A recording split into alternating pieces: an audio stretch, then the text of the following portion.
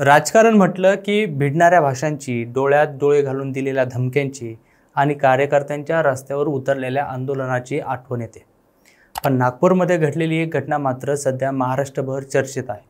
कारण ही घटना फक्त एका फलकावरून सुरू झाली, पण एवढ्या मोठ्या टोकाला जाऊन पोहोचली की भाजपचा आमदार सरळपणे काँग्रेसच्या आमदाराला धमकी देतो। होय, तो फलक पुन्हा लावला तर त्याचे परिणाम भोगावे लागतील असा थेट इशारा भाजप आमदार कृष्णा खोपडे यांनी काँग्रेसचे आमदार अभिजित वंजारी यांना दिलाय। आता कल्पना करा, एका फलकावरून राजकारण इतकं पेटलंय की सरळ धमकीपर्यंत पोहोचलंय। शिवाय गणेशोत्सवाच्या पार्श्वभूमीवर काँग्रेसचे विकास ठाकरे यांनी भाजपच्या कार्यकर्त्यांना भिडक्या भाषेत उत्तर दिलं। आम्ही रस्त्यावरचे लोक आहोत, गरज पडली तर जशास तसे उत्तर दिले जाईल। म्हणजे सरळ सरळ राजकीय कुरघोडीचं रणांगणच तयार झालंय। हा वाद केवळ फलक इतवरच मर्यादित नाही, तर यातून राज्याच्या सत्ताधाऱ्यांची मानसिकता, विरोधकांची आक्रमकता आणि कार्यकर्त्यांची अस्वस्थता उघड होते। आता खरी गोष्ट म्हणजे या संघर्षाचा शेवट कुठे होणार, हेच आपण आजच्या व्हिडिओच्या माध्यमातून समजून घेणार आहोत। नमस्कार, मी सूरज कांबळे आणि तुम्ही पाहताय सत्य पे सत्ता, म्हणजे थोडक्यात पण महत्त्वाचं। नागपूरमध्ये काँग्रेसचे विधान परिषदेचे आमदार अभिजित वंजारी यांनी आपल्या कार्यालयासमोर एक फलक लावला।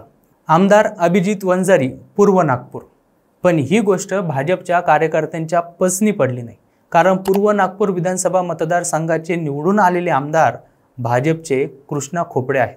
मग एक विधान परिषदेच्या आमदाराने पूर्व नागपूर आमदार अशी ओळख फलकावर का लिहिली?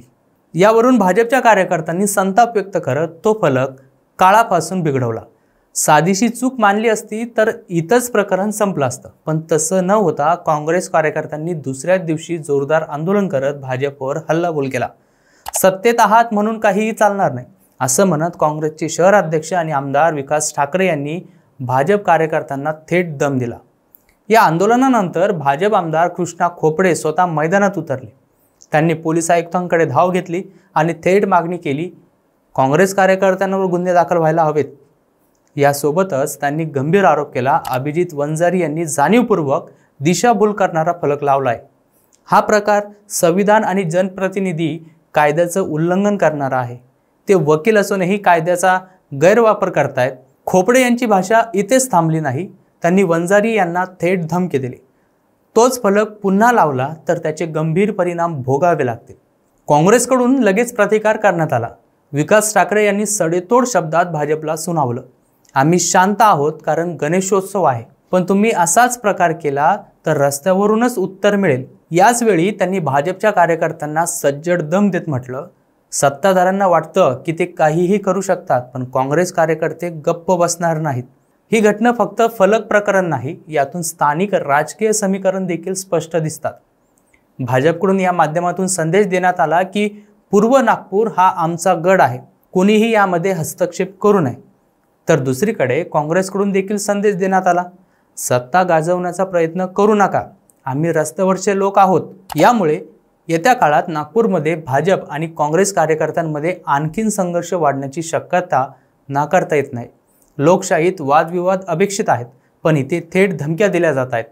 खोपडे म्हणतात आम्ही जमिनीवरचे कार्यकर्ते आहोत, तर ठाकरे म्हणतात जशा तसे उत्तर मिळेल। म्हणजेच एका फलकाच्या माध्यमातून दोन्ही पक्षांचे आमदार आपली ताकद दाखवण्याच्या स्पर्धेत उतरलेले आहेत। या स्पर्धेचा परिणाम नागपूरच्या राजकीय वातावरणात दीर्घकाळपर्यंत जाणवणार आहे। या प्रकरणातून काही प्रश्न आता उभे राहिलेले आहेत। एक म्हणजे खरंच एका फलकासाठी इतका तणाव निर्माण होणं आवश्यक होते का? दुसरं म्हणजे राजकीय नेते जनतेच्या प्रश्नांवर असे भिडतात का की फक्त सत्ता संघर्षासाठी? तिसरं म्हणजे धमक्या देणं हे लोकशाहीत मान्य करायचं का? या वादानं स्थानिक तसेच राज्यभरातील माध्यमांमध्ये चांगलीच खळबळ उडाली आहे। भाजप आमदाराची काँग्रेस आमदाराला धमकी ही हेडलाईनमध्येही झळकू लागलंय। माध्यमांनी या घटनेला फलक ते धमकी असं नाव दिलंय। या संपूर्ण प्रकरणाचा खोलात जाऊन विचार केला तर लक्षात येतं की सत्ताधारी पक्ष आपला प्रभाव दाखवण्याचा प्रयत्न करतोय, तर दुसरीकडे विरोधक आक्रमक भाषा वापरून अस्तित्व दाखवण्याचा प्रयत्न करतायत। यामध्ये जनता मात्र या संघर्षात गोंधळलेली आहे, कारण त्यांच्या खऱ्या समस्या या बाजूला पडलेल्या आहेत। आता खरी गोष्ट अशी आहे की फलकाच्या छोट्या ठिणगीने पेट घेतलेला हा वाद केवळ नागपूरपुरता मर्यादित राहणार नाही।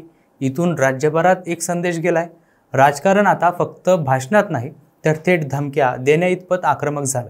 भाजप आमदार कृष्णा खोपडे यांचा तोच फलक लावला तर गंभीर परिणाम भोगावे लागतील हा इशारा लोकशाहीत धोक्याची घंटा बजावतो. त्यावर काँग्रेसच्या विकास ठाकरे यांनी दिलेलं प्रत्युत्तर आम्हीही रस्त्यावरचे लोक आहोत हे तितकंच आक्रमक आहे. याचा थेट अर्थ असा, आता राजकारण वाद संवादाच्या चौकटीत नाही तर धमक्या आणि जशात तसे उत्तर या पातळीवर येऊन पोहोचलाय. आज प्रश्न हा नाही की फलकावर काय लिहिलं होतं, प्रश्न हा आहे की जनतेच्या समस्या बाजूला ठेवून नेत्यांनी धमक्या देण्याच्या स्पर्धेत उतरायचं का. नागपूरमधल्या या घटनेतून आपल्याला एकच धडा मिळतो, जर लोकशाहीतल्या मर्यादा नेत्यांनी ओलांडायला सुरुवात केली तर शेवटी नुकसान जनतेचंच होणार. आणि म्हणूनच पुढचा प्रश्न, हा वाद इथेच थांबणार की एका मोठ्या स्फोटाला निमंत्रण देणार, हे येणाऱ्या काळात आपल्याला पाहायला मिळेल. तुम्हाला या संदर्भात काय वाटतं कमेंट करून नक्की कळवा. आणि अशाच माहितीपूर्ण व्हिडिओसाठी पाहत राहा सत्य पे सत्ता, म्हणजे थोडक्यात पण महत्त्वाचं. 2 महिन्यानंतर सिंगापूर ब्रांचला प्रमोशन होतंय तुझं. कॉंग्रॅच्युलेशन्स.